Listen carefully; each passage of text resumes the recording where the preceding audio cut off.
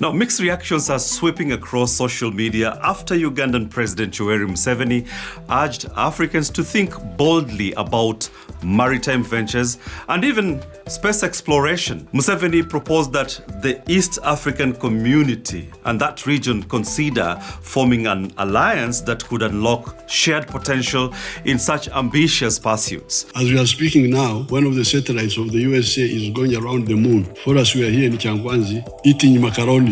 That's why we are saying political federation of East Africa. We want to go into the ocean also, big way, and find out what's happening in the ocean. After all, that ocean has got a lot of resources. And also go to the moon, see what are you doing here. The moon is a common property for man. But we are just here in Changwanzi, dancing in Pakachini. When people are on the moon, looking at us like ants. Now, that remark, especially the phrase, looking at us like ants, sparked intense online debate. And critics are arguing that Museveni should focus on Uganda's pressing domestic challenges before discussing lunar or maritime missions. Supporters, however, say his comments reflect a broader call for unity, innovation, and long-term vision. So how realistic is this dream? Frank Higa tells us more. For those who may not know, Africa does have a space agency.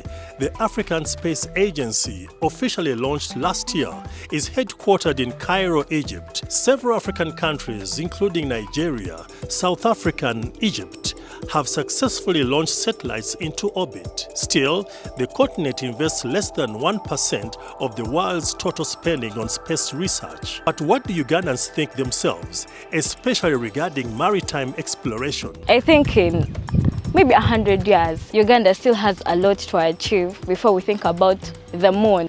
The president, in his comments, indeed should challenge the younger generation who are dreaming big, because indeed it's good to dream big, and in so doing, you then go to work. Meanwhile, the Artemis II crew is now heading back to Earth after completing a lunar flyback. Their return journey will take about 4 days, with splashdown expected 20:07 Eastern Time, April 10th in Pacific Ocean off the US West Coast. So could a final unified East African Federation realistically pursue even joint maritime exploration?